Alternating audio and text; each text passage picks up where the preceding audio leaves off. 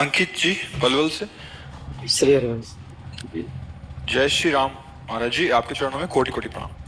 प्रभु जी, मेरा प्रश्न ये है कि क्या हम अपने दिमाग को इतना तेज कर सकते हैं कि कोई भी चीज को एक बार सुने फिर उसे कभी ना भूलें? ब्रह्मचर्य, ये ब्रह्मचर्य से हो सकता है, और तो इतनी सामर्थ्य नहीं है। ये ब्रह्मचर्य में होता है, या पूर्व का कोई तप, जैसे छोटे से बालक में देखा जाता है भारी स्मृति, भारी ज्ञान, वो पूर्व का उसका तप है, भजन है। बाकी जन्मा 5 वर्ष का है, 6 वर्ष का है, वो बड़ा ज्ञान उसको है, वो पूर्व का उसका स्टॉक है। पर इस जन्म में हम स्मृति को अगर, तो वो ब्रह्मचर्य ही है। अगर हम ब्रह्मचर्य का नाश करेंगे तो स्मृति नहीं रहेगी।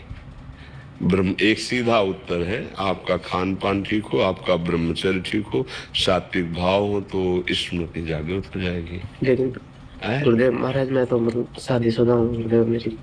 तो ब्रह्मचर्य धर्म पूर्वक गृहस्थी में भी तो रहा जाता है। शादीशुदा का मतलब बेविचारी थोड़ी होता है।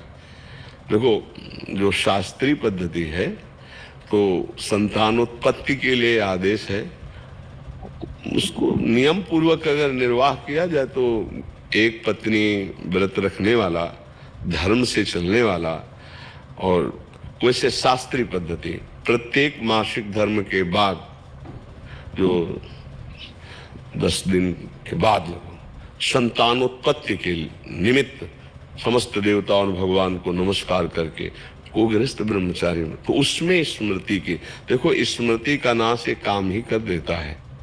कामा संजायते क्रोधा, क्रोधा स्मृति विभ्रमा, और स्मृति भ्रंशात बुद्धिनाशो, और बुद्धिनाशात प्रणश्यति।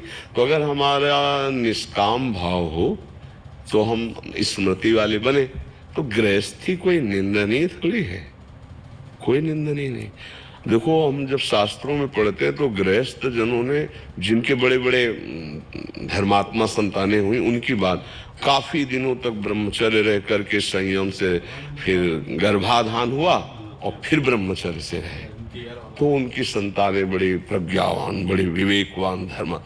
ये जो गरुण जी का जन्म हुआ ना, तो 10,000 वर्ष तक ब्रह्मचर्य रहते कश्यप जी। उस समय तो मतलब लाखों वर्ष की जीवनाई होती थी।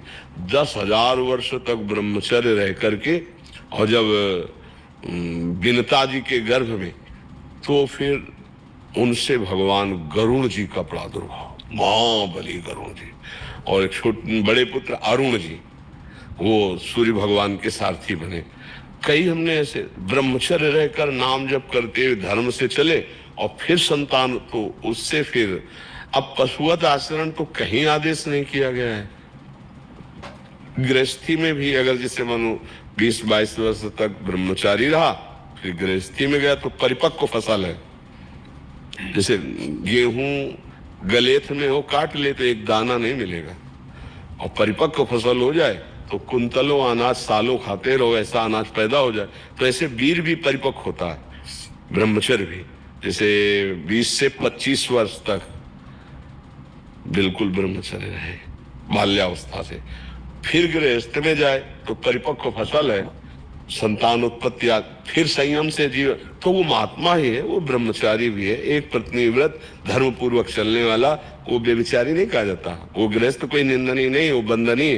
अब हम लोग पैदा कहाँ हुए? गृहस्थों से तो ये ना, कोई भी परम बड़े बड़े परमहंस कहाँ पैदा हुए? धन्य है वो माता पिता, वो भी तो गृहस्थी में थे, जिनके बड़े बड़े महापुरुष प्रकट हुए। तो क्या गृहस्थी कोई निंदनीय बात थोड़ी है? अगर बच्चा संयम से चले तो, अब संयम को नष्ट कर दे तो फिर चाहे गृहस्थी में ना जाए तो भी नष्ट हो जाएगा।